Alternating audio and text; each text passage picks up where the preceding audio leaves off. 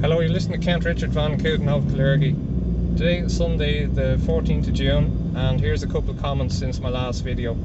On this day in 1789, a mutiny takes place on board HMS Bounty, with Captain Bligh sailing 3,618 miles in a 23-foot open-top boat with a crew of 18 people to Timor, and the rest of the mutineers heading towards Pitcairn Island under Fletcher Christian.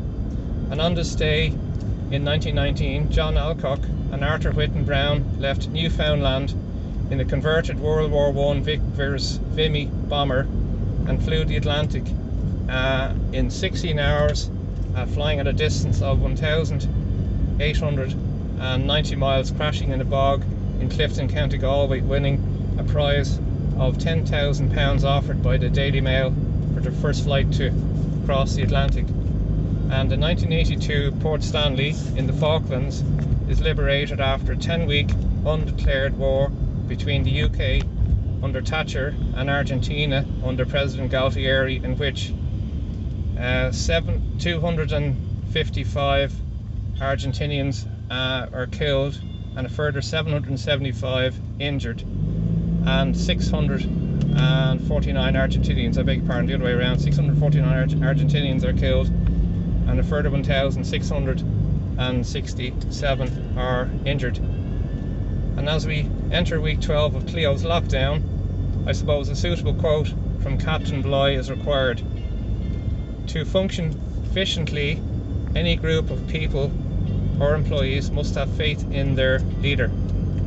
The piece of music I'm listening to is Shine On Harvey Diamond from the Pulse album by Pink Floyd, which was requested by a friend of mine and subscriber. So I hope you enjoy that, and I dedicate this video to him. And continuing on with the aviation team, this week the world's largest aircraft, the Antonov 225, visited Shannon with a 6-engined aircraft with a wingspan of 86 meters, which, believe it or not, is 12 meters, still shorter than Howard Hughes's Spruce Goose, which had one flight only in November 1947. Now, this was to drop off medical supplies, including 900,000 medical gowns, which at current rates of consumption will last only 12 days, and that is on top of the 200 flights that Aer Lingus have came in from Beijing. And Shannon is the longest runway in Ireland at 3 kilometers. And in October 1945, on 24th of October 1945, the first transatlantic commercial flight of a DC-4 landed in Shannon and was flown by a gentleman called Charlie Blair. Now, this man 24 hours earlier had taken off in a Sunderland flying boat to complete the last flight of a flying boat out of Foynes on the Shannon there in Limerick. And also the Foynes is the birthplace of the Irish coffee, a very nice drink, if I may so indeed. Now, in the wake of the Black Lives Matters march, it was revealed that Black Lives Matters in a 48-hour period raised $48 million, and it is not a charity, it is a corporation, has received millions in donations, including 34 million from George Soros. I strongly recommend that you check out their website and look at what they hope to achieve, and quite frankly it is bordering on a communist manifesto. Now, as tragic as George Floyd's death was, he was a career criminal who had been 9 times in jail, and in one incident he spent 5 years for pointing a loaded gun at the belly of a pregnant woman while robbing her apartment.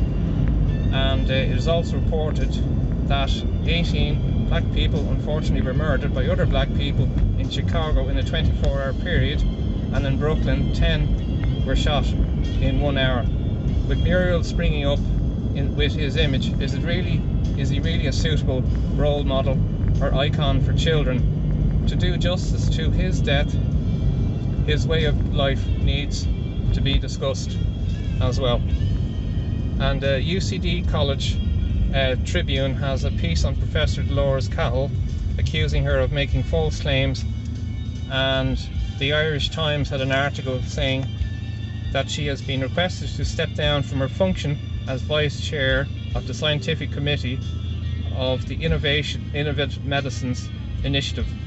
And yet this week the Lancet Journal has been accused of falsifying testing on hydroxychloroquine, with 3 journalists removing their name from a report that was published, and an investigation done there by the Guardian, strangely enough. And so now even the World Health Organization has now admitted that they will do further testing on the drug, something Professor Cahill has been calling for all along. I was talking to a friend of mine during the week there who is a bus driver, and he was telling me that under new regulations now only 17 people are allowed on buses. Can you imagine that?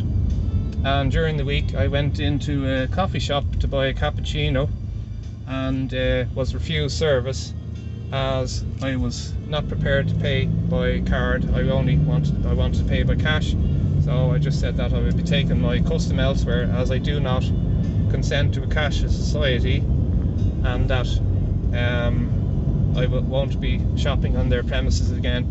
Now, interestingly, during the week a GoFundMe account was set up by Gearoid Murphy towards paying medical expenses for the young lad that was beaten, kicked and stabbed, and brutally was hospitalized, and his GoFundMe account has been suspended as a journalist from a Cork radio said that it had been set up by an extreme right-wing person. Now, Gearoid Murphy is a very good YouTube investigative journalist and is very thorough in all his information that he puts out there, and I think it's an awful shame that the family didn't take up their kind offer. I think that eventually €6,000 was actually raised on that GoFundMe. And he also had a very interesting interview there with Michelle Macklin, a US journalist and YouTuber, and spoke very well in that.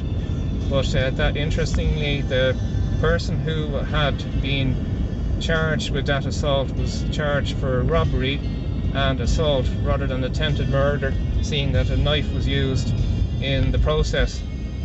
And that person, one of their bail conditions was that they were not supposed to engage in social media and sign in at their local police station every 3 days. And yet later on, a day after the charging, the person was seen posting a video of themselves having shaved their hair, I beg your pardon. So which technically should be breach of the bail conditions.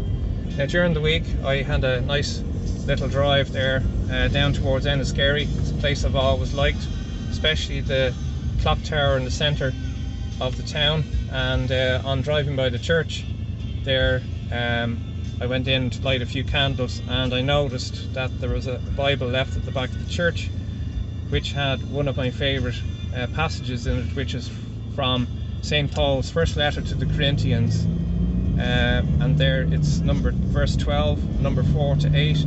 There are different gifts but the same Spirit, but there are different ministries but the same Lord, and there are different works but the same God, who accomplishes all of them and everyone in everyone. To each person the manifestation of the Spirit is given for the common good.